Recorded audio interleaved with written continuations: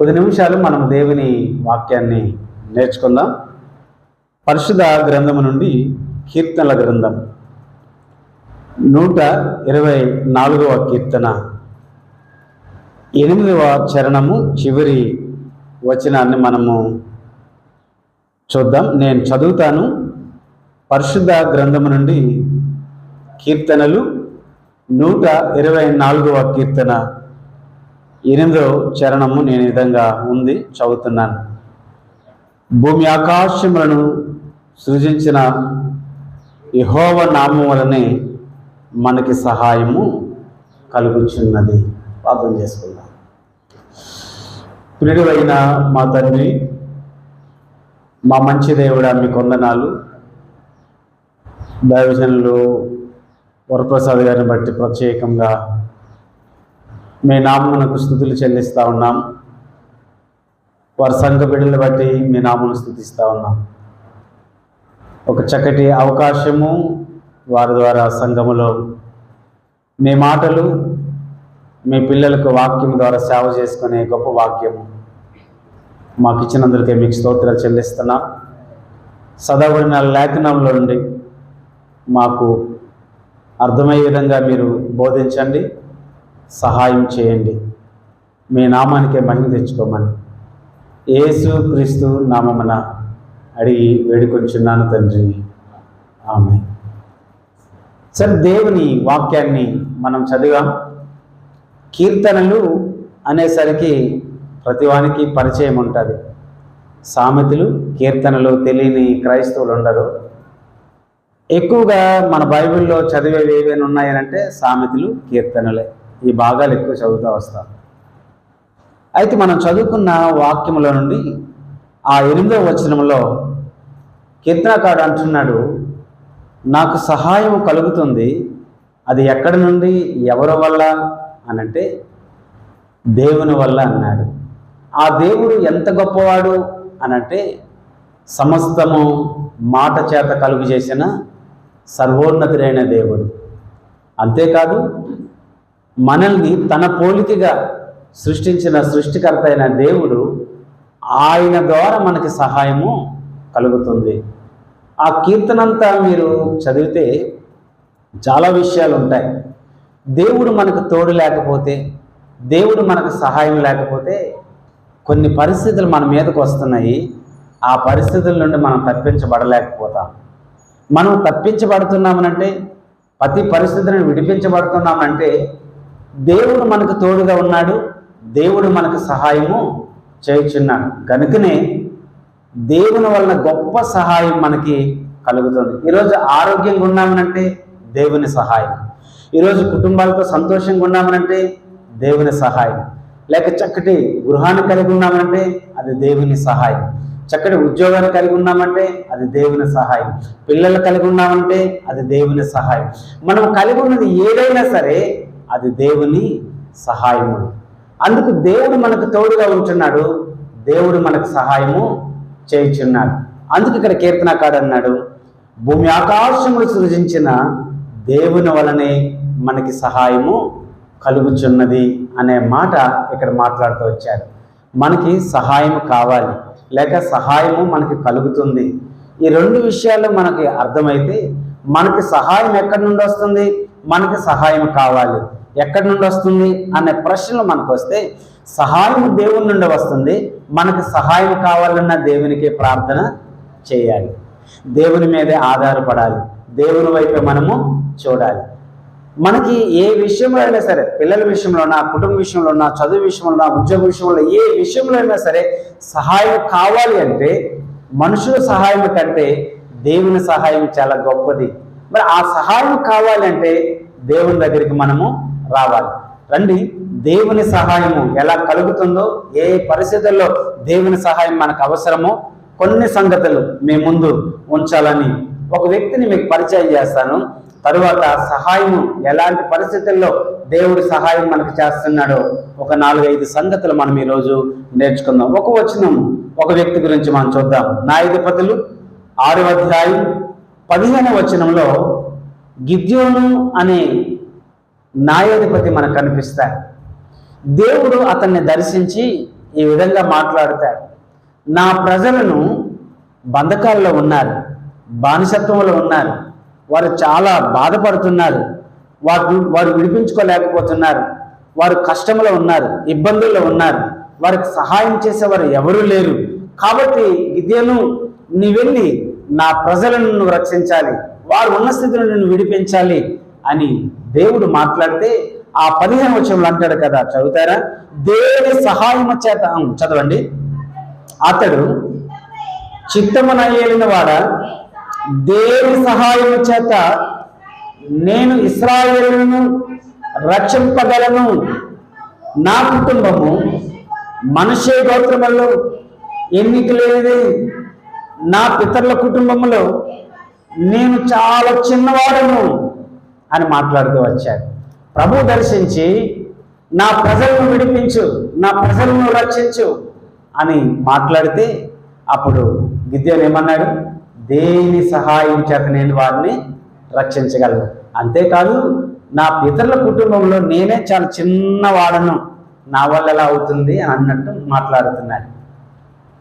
అయితే దేవుడు అంటాడు, ఆయననేమి చిన్నవాడైనా పెద్దవాడైనా, చదువు, చిన్నవాడైనా పెద్దవాడైనా సరే దేవుడు ఒక పని మనకు అప్పగిస్తే ఆ పరిస్థితుల్లో దేవుడు ఎంత సహాయం చేస్తాడో ఇక్కడ మనం చూస్తాం. చదువు. ఆయననేమి, అందుకు యెహోవా ఆయననేమి, నేను నీకు తోడే ఉండును. ఒక మనిషిని వతం చేయగలవా? ఎస్, చేయగలను. అలాగే నేను శత్రువులందరినీ నీకు అప్పగిస్తాను అన్నాడు. అప్పుడు గిద్యోనుకి దేవుడు ఎంత సహాయం చేయబోతున్నాడో అర్థమవుతుంది.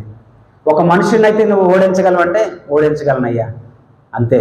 ఫిలిష్తీయులు కాదు, శత్రువులు కాదు, వాళ్ళు ఎంతమంది కానీ ఒక్క మనిషిని వతం చేసినట్లు వాళ్ళందరినీ నీకేం చేస్తాను? అప్పగిస్తాను. అంటే నేను చిన్నవాడును, నాకు ఎటువంటి సహాయం లేదు, వాళ్ళు చూస్తే చాలా ఎక్కువ మంది, ఇంత పెద్ద సమస్య, ఇటువంటి పరిస్థితుల్లో నేను ఎలా జయించగలను, ఎలా నీ ప్రజలను రక్షించగలనని అనుమానం పడుతున్నాడు. కానీ దేవుడు ఏమన్నాడు తెలిసిన? అయిననేమి నేను నీకు తోడై ఉంటా, అయిననేమి నేను నీకు సహాయం చేస్తాను, అయితే నీతో ఉంటాను, నేను వెళ్ళు అని దేవుడు ఏం చేస్తున్నాడు? బలపరుస్తున్నాడు కదా. దేవుడు అతనికి ప్రోత్సాహం ఇస్తా ఉన్నాడు. నువ్వు భయపడవలసిన లేదు. చాలాసార్లు మన కుటుంబంలో వస్తున్న సమస్యలు, చాలాసార్లు మన వ్యక్తిగతంలో వస్తున్న సమస్యలు గిద్యోనుకు కనబడినట్టే మనకి కనబడతాయి. ఇన్ని సమస్యలు, ఇన్ని పరిస్థితులు ఎలా నా వల్ల అవుతుంది? నాకు వచ్చే జీతం తక్కువ, నాకున్న పరిస్థితులు తక్కువ, వీటన్నిటిని ఎలా నిన్ను ముందుకు వెళ్ళగలని చాలా ఆందోళన పడతాం, దుఃఖపడతాం, కలవరపడతాం, కొన్నిసార్లు ఏడుస్తాం కూడా. అయితే దేవుడు అంటున్నాడు, అలాంటి పరిస్థితుల్లో నేను నీకు తోడై ఉంటాను, నేను నీకు తోడై ఉంటాను, నీకు సహాయం నేను చేస్తాను. అతనేమన్నాడు గిద్యోను? దేని సహాయం చేత నేను వారిని రక్షించగలను, ఎలా వారిని నేను చేయగలనంటే నేను నీకు తోడై ఉన్నాను, వెళ్ళు ముందుకి, నా ప్రజలు రక్షించాను, నువ్వు నిలబడు, నేను నడిపిస్తాను, నేను నీ తోడు ఉంటా, నీకు సహాయం చేస్తాను అనగానే ఇప్పుడు ధైర్యం తెచ్చుకొని గిద్యోను ఏం చేస్తాడు? యుద్ధానికి వెళతాడు. అంటే ఇప్పుడు దేవుడు మన పక్షంగా ఉన్నాడు. పరిస్థితులు ఏవి రాని, ఎలాంటి ఇబ్బందులు రాని, ఎటువంటి స్థితులు రాని, మనతో ఉన్నవారు ఎవరు? లోకములో ఉన్నవానికంటే పోడేగా. అటువంటి దేవుడు మనతో ఉన్నాడు కాబట్టి మనం పరిస్థితులకు భయపడవసరం లేదు, పరిస్థితులకు మనం భయపడవసరం లేదు, మనుషులకు భయపడవసరం లేదు, దేనికి భయపడవసరం లేదు. భూమి ఆకాశములు సృజించిన దేవుడే మాట్లాడుతున్నాడు, నేను నీకు తోడే ఉంటాను, నేను నీకు సహాయం చేస్తాను, నీ పక్షంగా నేనుంటానని దేవుడు భరోసిస్తూ ఉన్నాడు, దేవుడు ప్రోత్సాహిస్తున్నాడు, దేవుడు వెన్నుతట్టి బలపరుస్తూ ఉన్నాడు. కనుక గిద్యోను ఇప్పుడు ధైర్యం తెచ్చుకొని ఎలా నిలబడ్డాడో మనము కూడా దేవుడు మనతో ఉంటాడని దేవుని మీద ఆనుకొని దేవునికి ప్రార్థన చేసి దేవుని వైపు చూస్తే ఎలాంటి పరిస్థితులు ఉన్నాయినా సరే దేవుడు మనకి సహాయము చేస్తాడనే విశ్వాసం మనకు ఉండాలి, నమ్మకం మనకు ఉండాలి. ఉన్నప్పుడు దేవుడు ఖచ్చితంగా సహాయం మనకి చేస్తాడు. ఒక మాట మీకు చూపిస్తాను పరిశుద్ధ గ్రంథంలో నుండి. చూడండి, కీర్తన 60వ కీర్తన 11వ వచనం. అక్కడ మాట్లాడుతున్న మాట, శత్రువులు జయించడానికి ఎవరు సహాయం చేస్తారో రాస్తాడు అక్కడ. 60వ కీర్తన మనుషుల సహాయము వ్యర్థము, శత్రువులు జయించుటకు మాకు సహాయము దయచేయండి. శత్రువులు ఓడించాలన్నా, పరిస్థితులను ఓడించాలన్నా, ఇటువంటి స్థితిలో నుండి మనం జయం పొందాలన్నా ఎవరు సహాయం కావాలి? మరి అడగాల లేదా? అక్కడ అదే చెప్తున్నాడు, మేము శత్రువులు జయించడానికి మాకు సహాయము చేయము అని. అంటే అడుగుతున్నారు. అడగడం అంటే ప్రార్థన చేస్తున్నారు. తండ్రి మాకు సహాయం చేయండి అని వారు ప్రార్థన చేస్తూ ఉన్నారు. దేవుడు వారికి సహాయం ఖచ్చితంగా చేస్తారు. గిద్యోనుతో ఉన్న దేవుడు, ఆయనకు తోడై నడిపించిన దేవుడు, ఆయన పక్షంగా ఉన్న దేవుడు, ఆయనకి సహాయం చేస్తున్న దేవుడు మనకు చేయడంటారా? నేను మనకు చేయరా? అందుకు అక్కడ 60వ కీర్తన మనం చదువుతూ వచ్చాం. మాకు సహాయము చేయి ప్రభువా. బిడ్డల పరిస్థితి ఎలా ఉంది? కుటుంబ పరిస్థితి ఎలా ఉంది? నా పరిస్థితి ఎలా ఉంది? అయ్యా మా పరిస్థితులు చాలా ఇబ్బందికరంగా ఉన్నాయి, లేకపోతే నేను ఆత్మీయంగా ఎదగలేకపోతున్నాను పరిస్థితులు బట్టి అని దేవుని దగ్గర మనం మోకరించి ప్రార్థన చేస్తే ఖచ్చితంగా దేవుడు సహాయము చేస్తాడు. తప్పక దేవుడు సహాయము చేస్తాడు. దేవుడు ఏ విషయాల్లో దేవుడు మనకు సహాయం చేస్తాడో ఒక 4-5 సంగతులు నేను చెప్పి ముగించడానికి ఇష్టపడతాను. రండి, మొదటి మాట 2వ సమూయేలు గ్రంథం, 2వ గ్రంథం 22వ అధ్యాయం 30వ వచనంలో ఒక చక్కటి మాట మనం అక్కడ చూస్తే, నీ సహాయము చేత నేను సైన్యములను జయింతును, నా దేవుని సహాయం వలన నేను ప్రాకారములు దాటెదను. ఆ వచనములు మనం చదువుతూ వచ్చాం కదా, నేను జయిస్తాను, నేను జయించగలను. దేనివల్ల? నా దేవుని సహాయం వలన అన్నాడు. అంటే దేవుడు నీ పక్షంగా నిలబడి నీకు సహాయం చేస్తే ఆ సమస్య ఎంత పెద్దదే కానీ, శత్రువులు ఎంత గొప్పవారే కానీ నీకు జయం వస్తుందా రాదా? ఖచ్చితంగా. ఇక్కడ దావీదు ఏమంటున్నాడంటే, దావీదు మహారాజు మాట్లాడుతున్న మాట, అయ్యా నీ సహాయం వల్ల నేను శత్రువులను జయించగలను, లేక నీ సహాయం వల్ల సైన్యమును నేను జయించగలను అనే మాట మాట్లాడుతూ వస్తుంది. 2వ సమూయేలు గ్రంథం 22వ అధ్యాయం 30వ వచనంలో ఈ మాట చదువుతున్నాను. కాబట్టి నీ సహాయం వలన సైన్యాన్ని నేను ఏం చేస్తున్నాను? ఈరోజు సైన్యంలో నేను విజయం పొందుతున్నానంటే, నా రాజ్యంలో నాకు విజయం వస్తుందనంటే, నా కుటుంబాల్లో విజయం వస్తుందనంటే, నా ఉద్యోగంలో విజయం వస్తూ ఉందంటే, చదువుల్లో విజయం వస్తుందంటే, కుటుంబంలో విజయాలు చూస్తున్నామంటే, పరిస్థితులు బాగున్నాయనంటే ఎవరి సహాయం వల్ల? దేవుని సహాయం. అది మర్చిపోకూడదు మనం. ఆ దేవుడు ఎలాంటి వాడు? భూమి ఆకాశములు సృజించిన దేవుడు. మాట చేత సమస్తం సృజించాడు. నిన్ను నన్ను తన పోలికలో తను చేశాడు. మాట చేత కలుగు చేయలేదు, చేశాడు. ఆయన తన రూపంలో చేసుకున్నాడు. మనమంటే దేవునికి అంత ప్రేమ. ఆపదల్లో ఉంటే దేవుడు విడిచిపెట్టాడు, కష్టాల్లో ఉంటే విడిచిపెట్టాడు. పరిస్థితులు మన మీదకి వస్తే చూచి ఊరుకుంటే దేవుడు కానే కాదు, మనకు సమీపంగా వచ్చి మన పరిస్థితులను విడిపించగలిగిన గొప్ప దేవుడు. అందుకే దావీదు అంటున్నాడు కదా, అయ్యా నీ సహాయం వల్లనే నేను జయించగలుగుతున్నాను, నీ సహాయం వల్లే నాకు విజయము వస్తుంది, నీ సహాయం వల్లే నాకు అన్నీ కలుగుతున్నాయి, నీ సహాయమే. ఈరోజు మనం తినడానికి ఆహారం ఉందా? అది దేవుని సహాయం అనాలి. ఈరోజు మనం ఏదైనా ఖర్చు పెట్టడానికి కొంత అమౌంట్ మన చేతిలో ఉందా? అది దేవుని సహాయమే. ఈరోజు మనం చక్కగా నవ్వుకుంటున్నామా? ఆరోగ్యం ఉందా? అది దేవుని సహాయమే. ప్రతిదీ మనము దేవుని వల్ల కలుగుతున్నదని మనము ఆలోచన చేయాలి. అది ఎప్పుడైతే మనకు ఆలోచన వచ్చిందో వెంటనే దేవుని వైపు తిరుగుతాం. దేవుని వైపు తిరిగిన మనము దేవా నువ్వు ఎంత గొప్పవాడు అని మనం ఆయన ఏం చేస్తాం? మహిమ పరుస్తాం. అందుకు అంటున్నాడు ఇక్కడ నీ సహాయం వలనే అన్నాడు. అది ఆ వచనాన్ని మనం చూస్తే అక్కడ మరొక మాట మనం చూద్దాం. చూడండి, దినవృత్తాంతాలు 2వ గ్రంథం దినవృత్తాంతాలు 2వ గ్రంథం 18వ అధ్యాయం 31వ వచనాన్ని ఈ మాట చూస్తే యెహోషాపాతు రాజు మాట్లాడుతున్న మాట ఏంటో ఇక్కడ మనం చూస్తాం. చదువుతారా? కాగా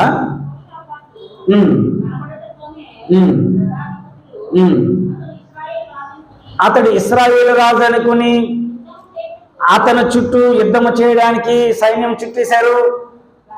కానీ యెహోషాపాతు మొరపెట్టినందున దేవుడు అతనికి సహాయము చేసెను. అక్కడ మనం చదువుతూ వస్తున్నాం, రెండవ దినవృత్తాంతాల గ్రంథం 18వ అధ్యాయం 31వ వచనం. ఆ వచనాల్లో మనం జ్ఞాపకం చేసుకుంటాం. ఏ రాజు? యెహోషాపాతు రాజు. ఆయన చుట్టూ సైన్యం చుట్టేసినప్పుడు, ఆపద కలిగినప్పుడు ఆ పరిస్థితుల్లో ఏం చేశాడు? యుద్ధం చేశాడా? ఆ పరిస్థితుల్లో ఎలా తప్పించుకోవాలని ఆలోచన చేశాడా? ఆ పరిస్థితుల్లో ఏం చేయాలో జనాల్ని రమ్మని కోరాడా? ఏం చేశాడు? మరి దేవుని వైపు చూశాడు కదా. దేవుని వైపు చూసి ప్రార్థన చేస్తున్నాడు. దేవుని వైపు చూసి ఏం చేస్తున్నాడు? ప్రార్థన చేస్తున్నాడు. ప్రార్థన అంటే నాకు ఒక మాట గుర్తుకు వస్తుంది. దానియేలు భక్తుడి గురించి మనకు తెలుసు కదా. దానియేలు గ్రంథం 6వ అధ్యాయం 10వ వచనంలో పరిస్థితులు, రాజు శాసనము సంతకం చేయబడిందని తెలుసు, అంటే ప్రమాదం ఉందని తెలుసు, ప్రార్థన చేస్తే సింహాల బోనులో లేక రాజు శిక్షిస్తాడని తెలుసు. అయినా సరే యథాప్రకారంగా అనుదినం అనే మాట ఉంటుంది అక్కడ. అనుదినము ముమ్మారు మోకాలుండి ఏం చేశాడు? ప్రార్థన చేశాడు అన్నాడు. 16వ వచనం కూడా చదవండి. 6వ అధ్యాయం 16వ వచనంలో కూడా ఏమంటాడు?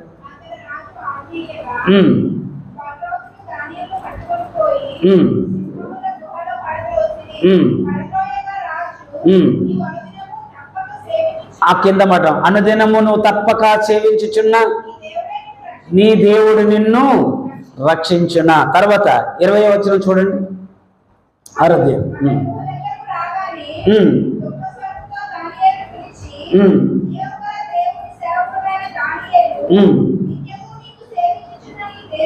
నిత్యము నువ్వు సేవించుచున్న నీ దేవుడు నిన్ను రక్షింపగలిగిన. అనుదినము 10వ వచనంలో ఏమన్నా? అనుదినము ముమ్మారు మోకాలుండి ప్రార్థన చేశాడు. 16వ వచనం దగ్గర అనుదినము తప్పక కదా, అనుదినము తప్పక దేవుణ్ణి సేవిస్తూ పరిస్థితి అన్నాడు. 20వ వచనం దగ్గరకు వస్తాడికి నిత్యము ఏం చేస్తున్నాడు? ఆయనను సేవిస్తున్నాడు అనే మాట. ఒక ఆయన అన్నాడు, ఈ 6వ అధ్యాయం దగ్గరికి వస్తాడికి దానియేలు వయసు 80 నుండి 90 సంవత్సరాల మధ్య వయసు ఉంటుంది అని అన్నాడు. ఏమో తెలియదు. అంత వయసులో కూడా ఏం చేశాడని రాయబడ్డది అక్కడ? మోకరించి అనుదినము తప్పక నిత్యము, అనుదినము తప్పక నిత్యము ప్రార్థన చేస్తున్నాడు దేవునికి. పరిస్థితులు ఎలా ఉన్నాయని తెలుసు. ప్రార్థన చేస్తే నన్ను పట్టుకుంటారని తెలుసు, ప్రార్థన చేస్తే సింహాల బోన్లో వేస్తారని తెలుసు. అయినా సరే ప్రమాదం ముందు ఉన్నదని తెలిసినా, పరిస్థితులు సరిగ్గా లేవని తెలిసినా సరే ఏం మానలేదు చెప్పండి? ప్రార్థన చేయడం మానలేదు. మనకు జలుబు ఎక్కువైతే చాలు ప్రార్థన మానేస్తాం, కాలు నొప్పి అయితే చాలు ప్రార్థన మానేస్తాం, ఇంటి దగ్గర ఇబ్బంది అయితే చాలు మానేస్తాం, పరిస్థితులు బాగులేకపోతే దేవుని వైపు చూడం. కానీ దానియేలు అలాగలేదు. అనుదినము నిత్యము తప్పక దేవుని సన్నిధికి వచ్చి ఆయన ఏం చేస్తున్నాడో ఇక్కడ చూస్తాం. అందుకు రాజు అన్నాడు, అనుదినమును సేవిస్తా ఒక దేవుణ్ణి తప్పక అనే మాటలు అక్కడ చూస్తాం. అందుకు అనుదినము తప్పక నిత్యము అతడు దేవునికి ప్రార్థన చేసేవాడు. అలా ఉండాలి మనం. ఇక్కడ యెహోషాపాతు ఏం చేస్తా ఉన్నాడు? ఆపదలు చుట్టేసాయి, పరిస్థితులు తప్పించుకునే పరిస్థితులు లేవు, యుద్ధం చేయడానికి అవకాశం లేదు. ఏం చేయాలో అర్థం కాని పరిస్థితులు. తప్పించగలిగింది, కాపాడగలిగింది, సహాయం చేయగలిగింది దేవుడు. కనుక వెంటనే దేవుడు వైపు చూశాడు. ఇప్పుడు దేవునికి ప్రార్థన చేశాడు. ప్రార్థన చేసిన తోడనే అక్కడ రాయబడిన మాట ఆపదలు తొలగిపోయాయని రాశాడు. చూడండి ఆ మాట, మళ్ళీ చదువు ఆ మాట. మొర్రపెట్టినందున దేవుడు అతనికి సహాయం చేసెను. దేవుడు ఆ దగ్గరికి ఆపద రాకుండా లేక శత్రువులు రాకుండా తొలగిపోనట్లు ఏం చేశాడు? దేవుడు చేశాను. అంటే ఆపదలు తొలగిపోయినట్లు దేవుడు చేశాడు. దేనివల్ల? ప్రార్థన వల్ల. ప్రార్థన చేశాడు, ఆపదలు వచ్చాయని. ఎవరు సహాయం చేశారు? మనకేమర్థమవుతుంది ఈ మాటను బట్టి? ఎటువంటి పరిస్థితి వచ్చినా, ఎలాంటి పరిస్థితుల్లో మనం ఉన్నా సరే మనం చేయవలసింది దేవునికి ప్రార్థన. ప్రార్థన చేస్తే నీ విశ్వాసం బట్టి, నీ భక్తిని బట్టి ఖచ్చితంగా దేవుడు సహాయము చేస్తాడు. యెహోషాపాతుకి చేయలేదా? చాలా క్లిష్ట పరిస్థితుల్లో ఉన్నాడు, చాలా ప్రమాదంలో ఉన్నాడు, ఆపదలో ఉన్నాడు. వెంటనే దేవునికి ప్రార్థన చేశాడు, మొరపెట్టాడు. దేవుడు తప్పించాడు, ఆపదల నుండి విడిపించాడు, విడుదల చేశాడు. లేకపోతే వారి చేతిలో ప్రాణం పోయేది. దేవుడు మనల్ని ఎక్కడ విడిచిపెట్టాడు. ఆయన తోడుగా ఉంటాడు, ఆయన సహాయము చేస్తాడు. అందుకు దేవుడు సహాయం చేశాడు కాబట్టి యెహోషాపాతుకి హాని జరగకుండా ఆపదల నుండి తొలగిపోయాడు. ముందు మనం చదువుకున్నాం, దావీదుకి దేవుని సహాయం వల్ల ఏం కలిగిందని? జయము కలిగిందని. అంటే జయం వచ్చింది, విజయం వచ్చింది, మేలు జరిగిందంటే దేవుని సహాయం వల్ల అని మొదటి వచనం చూసాం. రెండోది ఏంటంటే దేవుని సహాయం వల్లనే ఆపదలు తొలగిపోతున్నాయి. రండి ఇంకా మనం చూద్దాం. అందులోని మరొక మాట, దేవుని యొక్క సహాయం కోసం మనం ఎలా ప్రార్థన చేయాలో కీర్తనలు అంటాడు. కీర్తనాకారుడు రాస్తున్నాడు 38వ కీర్తన 22వ వచనంలో అక్కడ మాట్లాడుతూ వస్తున్నాడు, దేవా త్వరగా నాకు సహాయం చేయడానికి నా దగ్గరికి రా అని అన్నట్టు ప్రార్థన చేస్తాడు. చదువుతారా? నా రక్షణకర్తవగు నా ప్రభువా, నా సహాయమునకు త్వరగా రమ్ము. నాకు సహాయం చేయడానికి ఎలాగంటున్నాడు? త్వరగా రమ్ము. అడగాలి మనం, దేవా నేను చాలా ఇబ్బందులు ఉన్నాను, నాకు త్వరగా సహాయం చేయండి. మనం అడగాలి. కొన్నిసార్లు మమ్మీ మమ్మీ అని పిల్లలు కొన్నిసార్లు చాలా దీర్ఘంగా మాట్లాడతారు, కొన్నిసార్లు త్వర పెడతా ఉంటారు. అంటే దాన్ని బట్టి ఏమో పరిస్థితిని మనం వెంటనే త్వరగా స్పందిస్తాం. అలాగే దేవుడిని ఇక్కడ ఏమడుగుతున్నాడంటే, త్వరగా ప్రభువా నేనున్న పరిస్థితి అలా ఉంది, త్వరగా నాకు సహాయం చేయండి. ప్రార్థన అలా చేయాలి. మనం చేస్తే ఖచ్చితంగా దేవుడు సహాయము చేస్తాడు. రెండు విషయాలు చూసాము, జయమిస్తాడు దేవుడు, తర్వాత ఏం చేస్తాడు? ఆపదల నుండి తొలగిస్తాడు. రండి మూడోది చూద్దాం. పరిశుద్ధ గ్రంథం నుండి దినవృత్తాంతాలు 2వ గ్రంథం 26వ అధ్యాయం 15వ వచనం. దినవృత్తాంతాలు 2వ గ్రంథం 26వ అధ్యాయం 15వ వచనంలో, మరియు అతడు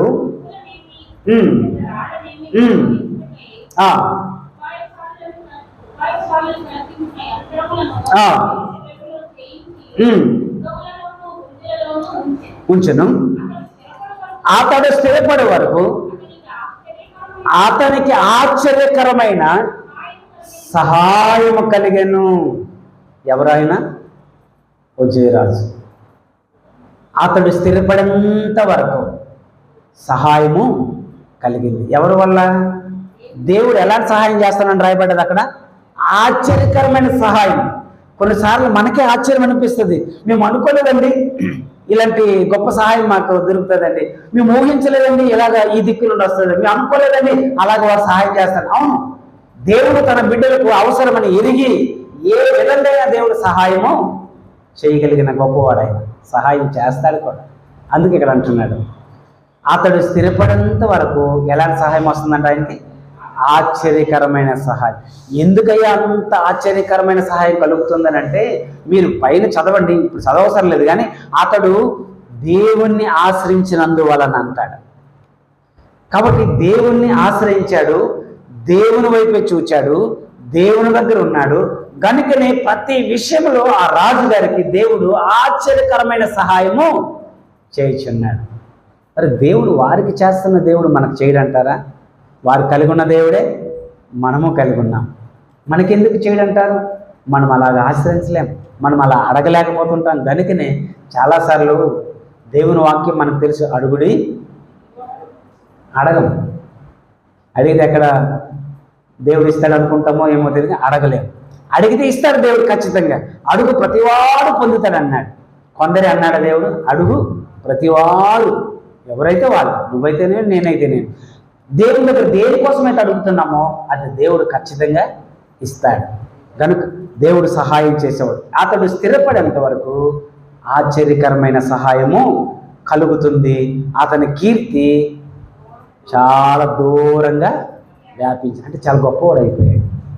దేవుడు సహాయం చేస్తే క్రమంగా మనం ఏమవుతుందో చెప్పండి? గొప్పవారు. మొదట మన స్థితి ఆలోచన చేస్తే చాలా కొద్దిదే. మన నీతిని బట్టు, మన భక్తిని బట్టు, మన విశ్వాసం బట్టు, మన ప్రార్థన బట్టు మన నివాస స్థలాన్ని వర్ధిల్లింపజేశాడు దేవుడు. అందుకు యోగులు అంటాడు 8:6లో, మన నీతిని బట్టి మన నివాస స్థలాన్ని ఏం చేస్తాడంటే దేవుడు ఆయన వర్ధిల్లింపజేస్తాడనే మాటలు అంటాడు. దేవుడు అంత గొప్పగా, ఇతని కీర్తి చాలా దూరం వ్యాపించేంత వరకు. ఇంత గొప్పవాడు ఎలాగయ్యాడు రా? దేవుని సహాయం వల్ల. ఒక ఇద్దరు చూపిస్తాను ఎంత గొప్పగా అభివృద్ధి అయ్యారో చూడండి. యోబు గ్రంథం 1వ అధ్యాయం 3వ వచనంలో ఇతని గురించి రాస్తా వస్తాడు. యోబు గురించి, తూర్పు దిక్కు జనులందరిలో ఇతడే గొప్పవాడు అని అంటూ అతనికి ఉన్న ఆస్తి గురించి కానీ, అతనికి ఉన్న కుటుంబం గురించి కానీ, అతనికి ఉన్న పనివారి గురించి కానీ కొంత లెక్క చెప్తాడు అక్కడ. అలా చెప్పిన తర్వాత చివర్లు అంటాడు, తూర్పు దిక్కు జనులందరిలో ఇతడే గొప్పవాడబ్బా. ఎంత గొప్పవాడయ్యాడు? కారణం దేవుడు అతనికి సహాయము చేశాడు కనుక. దేవుడు సహాయం చేయడానికి కారణం ఏంటి? అతడు దేవుని యందు భయభక్తులు కలిగిన వాడే, చెడుతనమును విసర్జించిన వాడు, అతడు న్యాయంగా నడుచుకున్నవాడు. అతడు గురించి చాలా మంచి గుణలక్షణాలు రాస్తూ వచ్చాడు మొదటి నుండి. గనుకనే దేవుడు అతన్ని ఆశీర్వదించాడు కాబట్టి, అతనికి సహాయం చేశాడు కాబట్టి యోబు ఎంత గొప్పవాడయ్యాడు? తూర్పు దిక్కు జనులందరిలో ఇతడే గొప్పవాడు. మన కుటుంబాల్లో, మన సంఘాల్లో, మన బంధువుల్లో, సమాజంలో నీవు అలా రావాలన్నది దేవుని ఆలోచన. నువ్వు అలా ఉండాలన్నది దేవుని కోరిక. అలా ఉండాలి అంటే దేవుని సహాయం కొరకే మనం ప్రార్థన చేయాలి, దేవుని మీద ఆధారపడాలి, దేవుని వైపు మనము చూడాలి. అంత గొప్పవాడయ్యాడు యోబు. చాలా మంచి జీవితాన్ని మనం చూస్తాం. మీరు ఇంటికి వెళ్ళి ఎప్పుడైనా ధ్యానించండి. యోబు జీవితం 1-2 అధ్యాయాలు అపవాది చేతిలో ఉన్నప్పుడు ఎంత నలపాలంత నలిపేశాడు. 3 నుండి 37 అధ్యాయాల వరకు మనుషుల చేతిలోకి వెళ్ళాడు యోబు. వాళ్ళు అన్ని మాట్లాడాలో అని మాట్లాడేశారు. 38 నుండి 42 అధ్యాయాలు దేవుని చేతిలోకి వెళ్ళాడు. దేవుడు 2 ఆశీర్వదించాడు.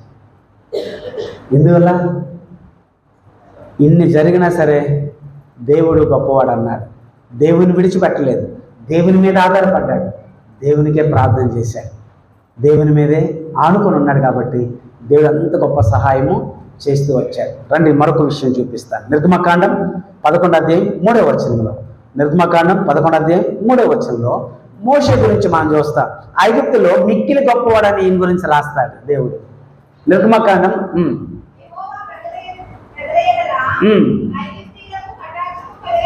కలుగు చేసెను, అదీగాక ఐగుప్తు దేశంలో మోషే అనే మనుష్యుడు ప్రజల దృష్టికి మిక్కిలి గొప్పవాడు ఆయన. మోషే గురించి మనం ఎరుగుదాం, కానీ దేవుడు ఎంత గొప్ప స్థితికి తీసుకొచ్చాడో చూడండి.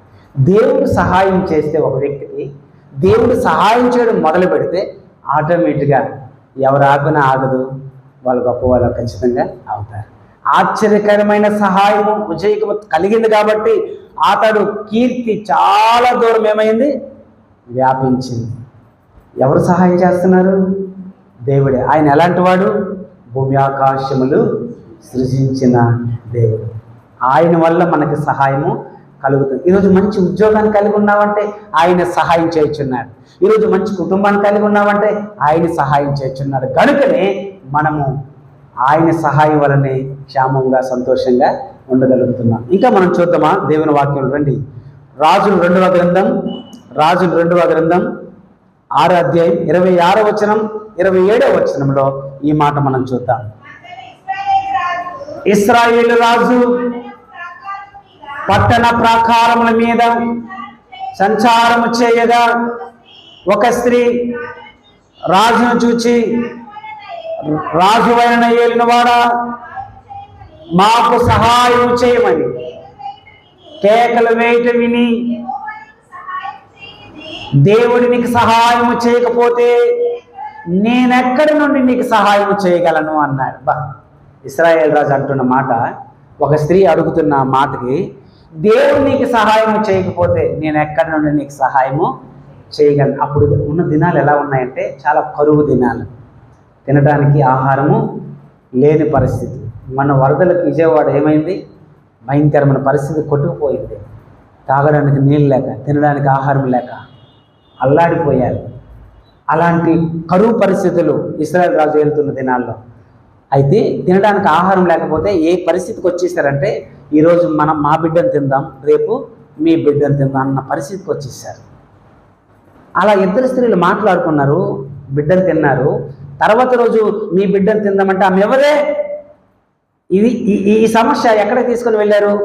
రాజు దగ్గరికి తీసుకెళ్ళి. అప్పుడు రాజు ఏమన్నాడు తెలిసిన, దేవుడు మీకు సహాయం చేయకపోతే నేను ఎక్కడి నుండి సహాయం మీకు చేయగలను. ఒక మాట జ్ఞాపకం చేసుకుందామా? చాలామంది ఆహారం లేక అలమటించిపోతున్నారు.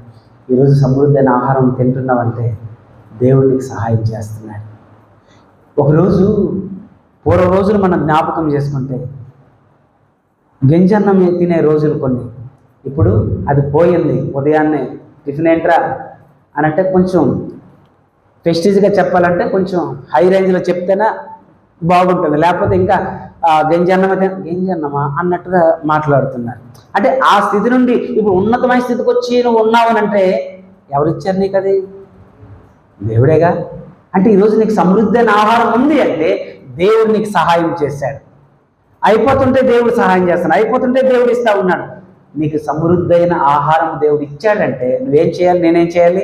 ప్రభువా నీకు వందనాలు. దావీదు అన్నట్టు నా ప్రాణమా యెహోవాను సన్నతించు. ఆయన చేసిన ఉపకారంలో దేనిని అంటున్నామంటారా? ఆదివారం వస్తే అనాలి, శనివారం వస్తే ప్రార్థన చేయాలి, లేక మిగిలిన రోజుల్లో దేవుని స్తుతించి దేవుని సహవాసాన్ని మనం గడిపే వారంగా ఉండాలి. ఆ విధంగా దేవుడు మనకి సహాయం చేస్తున్నాడు కాబట్టి సమృద్ధైన ఆహారం కలిగి ఉన్నాము. దేవునికి కృతజ్ఞతాస్తుతులు మనము చెల్లించే వారంగా కూడా ఉండాలి. రండి చివరి మాట నేను చెప్పి ముగించే దశకు వస్తాను.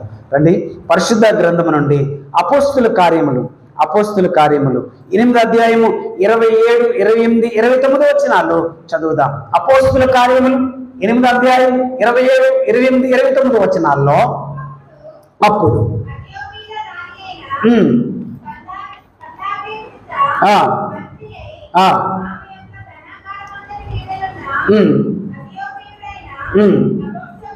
నపుంసకుడు ఆరాధించుటకు యెరూషలేమునకు వచ్చి ఉండెను.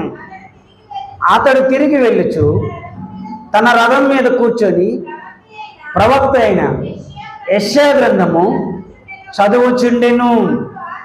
అప్పుడు ఆత్మ ఫిలిప్పుతో నీవు ఆ రథం దగ్గరికి పోయి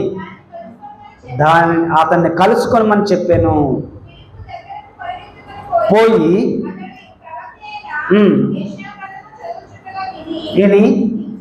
నువ్వు చదువుచున్నది నీకు అర్థమవుచున్నదా అని అడిగాడు. అప్పుడు అతడు ఏమన్నాడు అక్కడ రాస్తూ వచ్చాడు, అవసరం లేదు. సరే ఇతని గురించి కొంచెం ఆలోచన చేద్దాం. నపుంసకుడు ఆర్థిక మినిస్ట్రీ అంటే మంత్రి, ఆర్థిక మంత్రి, కందే కింద రాణి దగ్గర ఆర్థిక మంత్రి, ఫైనాన్షియల్ మినిస్టర్ అనమాట. అతడికి ఉండే అలవాట్లు 2 అలవాట్లు ఉన్నాయి. ఏంటి? మీరు చదివారు కదా, చెప్పండి. 1 దేవుని మందిరానికి వెళ్ళే అలవాటు, 2 దేవుని వాక్యం చదివే అలవాటు. ఎంతమందికి ఉందంటారు ఇలాగా? మేము వచ్చాం కదండి మాకే ప్రశ్న వేస్తారని కాదు, జనరల్గా అడుగుతున్నా. ఎంతమందికి దేవుని వాక్యం చదివే అలవాటు ఉందో చెప్పండి.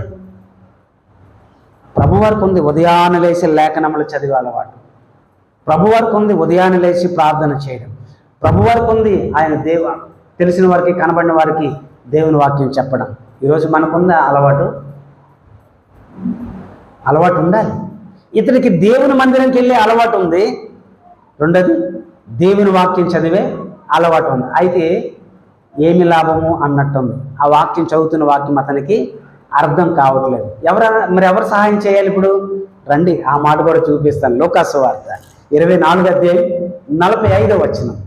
లూకాసు వార్త 24వ అధ్యాయం 45వ వచనంలో ఈ మాట కూడా మనం చూద్దాం. చదువుతారా? లేఖనములు గ్రహించినట్లుగా దేవుడు వారి మనసులు తెరిచి, అక్కడ రాయబడిన మాట, దేవుడు వారి మనసులు తెరిచాడు కాబట్టి వారికి ఏమర్థమైంది?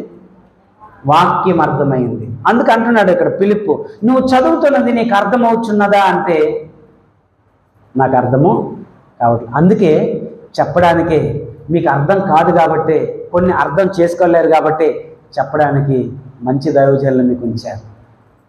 ఆ దైవజనుల ద్వారా దేవుడు మీకు ఏం అవసరమో, మీకు ఏది కావాలో, మీరు ఎటువంటి పరిస్థితులు ఉన్నారో, మీరు ఏ స్థితిలో ఉన్నారో, ఎలాగ ఉండాలో హెచ్చరించడానికి, చెప్పడానికి దైవజనులను ఏర్పాటు చేసుకున్నాడు దేవుడు. అది మనం ఎప్పుడు గ్రహించాలి. అన్నీ మనకు అర్థం కావు. దేవుని వాక్యం ప్రతిదీ మనకు అర్థమైతే ఎలా ఉంటారంటే రోజులు విశ్వాసే నాకు తెలియదేంట్రా అని అంటున్నారు. అన్నీ మనకు అర్థం కాదు కాబట్టి, అన్నీ మనకి తెలియదు కాబట్టి అర్థం చెప్పడానికి, దేవుని వాక్యం మనకు బోధించడానికి, మన సరిగ్గా త్రోవలో నడిపించడానికి దైవజనుడైన దేవుడు ఏం చేశాడు? ఏర్పాటు చేసుకున్నాడు. అందుకే అతడు రథం మీద వెళ్తున్నాడు, చదువుతున్నాడు, అతనికి అర్థం కావట్లే. చాలాసార్లు చదువుతున్నా అర్థం కావట్లే. దేవుడు వెంటనే ఆత్మశాత సంధించి పిలుపు, నువ్వు పరిగెట్టు. రథము కంటే వేగంగా వచ్చాడంట. దైవజనుకున్న మంచి అలవాటు ఏంటో తెలుసా? భోజనం చేస్తూ ఉంటాడు ఇంటి దగ్గర, వెంటనే ఫోన్ వస్తుంది, అయ్యా మా ఇంటి దగ్గర చాలా పరిస్థితులు బాగోలేదయ్యా, లేచిపోతాడు, కడుక్కొని వచ్చేస్తాడు మీకోసం. సరేలే తర్వాత వచ్చి భోజనం చేద్దాం అనుకుంటాడు. అంటే మీ విషయమే అంత భారం కలిగి ఉంటాడు దైవజనుడు. ఇక్కడ ఎప్పుడైతే ఆత్మ దర్శించి చెప్పిండో వెంటనే పిలుపు పరిగెత్తుకొని, దేనికంటే ముందుగా మనిషి పరిగెత్తుకుని వెళ్ళగలడా? రథం పరిగెత్తుకుని ఫాస్ట్గా వెళ్తుందా? కానీ దానికంటే ముందుగా వెళ్ళాడంట. వెళ్ళి నువ్వు చదువుతున్నది నీకు అర్థమవుతుందా అన్నాడు. నాకెవరు సహాయం చెబితే నాకు అది అర్థమో కాదు. అయితే దేవుడు నన్ను పంపించాడు, అదేంటో నీకు అర్థమయ్యేలా చెప్తానని దేవుని వాక్యం వివరంగా చెప్పాడు. చెప్పిన వెంటనే ఏమన్నాడు తెలిసిన? అదిగో నీళ్ళు, నాకు బాప్టిజము ఇవ్వండి అన్నాడు. తన స్థితి ఏంటో అర్థమైంది, తను ఎలాంటి స్థితిలో ఉన్నాడో అర్థమైంది. మందిరానికి వస్తున్నాడు, వాక్యం వింటున్నాడు, వెళ్ళిపోతున్నాడు, చదువుతున్నాడు వాక్యం, కానీ తను ఏ స్థితిలో ఉన్నాడో తనకు అర్థము కాలేదు. ఎప్పుడైతే దైవజనుడు తన వివరంగా చెప్పాడో తన స్థితి ఏంటో అర్థమైంది. అమ్మో, నేను మారు మనసు పొందాలి, నా జీవితం దేవునికి అప్పగించుకోవాలి. అయ్యా బాప్టిజం ఇవ్వడానికి ఆటంకం ఏమి అన్నాడు. ఏమీ ఆటంకం లే. నపుంసకుడికున్న మంచి ఆలోచన మనకుంటే, ఈరోజు దేవుని వాక్యం మనకి అర్థం కాకపోదు కాబట్టి, తెలియదు కాబట్టి దేవుని సేవకుడిని ఏర్పాటు చేశాడు. ఆయన మాట వినాలి, ఆ వాక్యం మనం వినాలి అని ఆలోచన ఉంటే ఖచ్చితంగా ఈ నపుంసకుడి వలె ముందేమో వచ్చి ఆరాధిస్తూ వెళ్ళిపోయాడు చాలాసార్లు, కానీ ఇప్పుడు ఎలాగ వెళ్తున్నాడో తెలిసిన? మారు మనసు పొందాడు, బాప్టిజం పొందుకున్నాడు కాబట్టి ఇంటికి వెళ్తున్నాడు, రథం మీద చాలా సంతోషంగా వెళ్తున్నాడు. ఇంత సంతోషం ఎలా వచ్చింది అని అంటే అప్పుడు చెప్పగలడు. కాబట్టి మనం అర్థం చేసుకుందాం, దేవుని వాక్యం మనకి సహాయము దేవుడు చేస్తే తప్ప మనకు అర్థమో కాదు. ఎన్ని విషయాలు ఇప్పుడు మనం నేర్చుకుంటూ వచ్చాం? 5 విషయాలు. మరలా చెప్పమంటారా ఒక్కొక్కటిగా? జయము కలుగుతుంది నీ సహాయం వలనే, సైన్యము నేను జయింతును అన్నాడు దావీదు. దావీదు ఏమన్నాడు? నాకు జయము కలుగుతుంది నీ సహాయం వలన అన్నాడు. ఆ తర్వాత యెహోషాపాతు రాజు ఏమన్నాడు? ఆపదలు నీ వల్లే తొలగిపోయేవి అన్నాడు. ఎన్నైనాయి? 2 అయినాయి. 3వది ఉజ్జయ ఏమన్నాడు? ఆశ్చర్యకరమైన సహాయం నీ వల్లే కలుగుతుంది, నా పేరు చాలా దూరము వ్యాపించింది నీ సహాయం వలన అన్నాడు. 3. తర్వాత సమృద్ధైన ఆహారం దేవుడు మనకి ఇస్తున్నాడంటే ఎవరి వల్లది? దేవుని వల్లే. అక్కడికి 4 అయ్యాయి. 5వది దేవుని వాక్యం మనకు అర్థం కావట్లేదు, అర్థం చేసుకోలేకపోతున్నాము, దేవుడే మనకు సహాయం చేసే వాక్యం అర్థము చేస్తున్నాడు దేవుని సహాయం వల్ల. ఎన్ని విషయాలు చెప్పాను? 5 విషయాలు. మనం చదువుకున్న కీర్తన దగ్గరికి రండి. 124వ కీర్తన 8వ వచనం మరలా చదువుదాం. భూమి ఆకాశములు సృజించిన యెహోవా నామం వలనే మనకి సహాయము కలుగుచున్నది. ఎవరి వల్ల? ఆ గొప్ప దేవుడిని మనం ఆశ్రయించాం కదా, దేవుని మందిరానికి వచ్చాం కదా, మోకరించి దేవుని సన్నిధి ప్రార్థన చేద్దామా?